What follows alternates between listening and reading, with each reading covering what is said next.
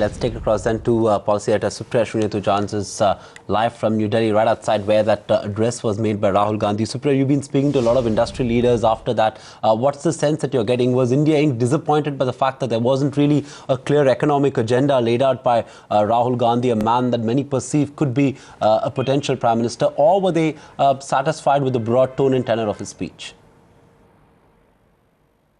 You know, that's the first question I actually put forward to a whole host of people that we met right after his speech, and surprisingly, all of them actually in one voice seem to suggest here that we did not expect him to lay out the economic agenda. He is not a part of the government. He is not a policy maker.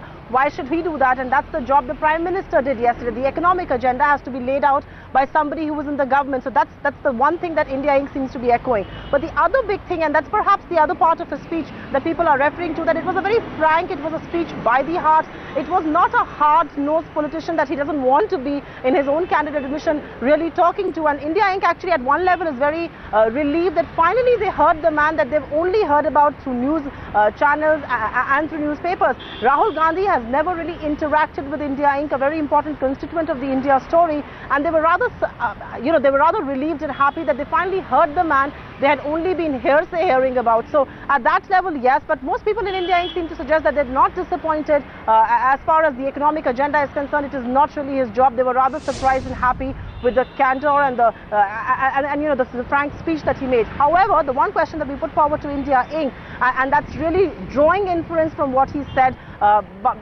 he actually, seemed to have suggested here that he doesn't really want to be a part of the government even in the future. His whole focus was on democratization of politics, which he's going to do through the Congress party. So the question that we put forward to a lot of people, that is the dual power structure here to stay, and can that be an issue with governance? Is that an issue with India Inc.? The verdict there is divided. Many people believe there should be a single chain of command. Others believe across nations in the world this model is really followed. So what's wrong with that? So that's the view that where India Inc. is divided, but they're rather equivocal and they're rather univocal as far as Rahul Gandhi's speech today is concerned. They're not disappointed. He did not speak about the nuts and bolts of the economy. He did not speak about policy making. They did not expect him to. At least that's what they're telling us on the record.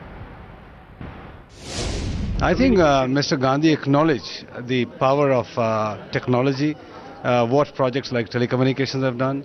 Importantly, I think he sought collaboration of different segments of society, in particular business, to collaborate with the government, with the poor sections of society, with the middle class, and build together a new modern India. Our expectation was that he would talk to us about what his vision of India was, which he very much did, and he talked about a very important point, that there should be grassroots involvement so that there is a consensus on which way the country should go, and I think everybody was delighted at what he said.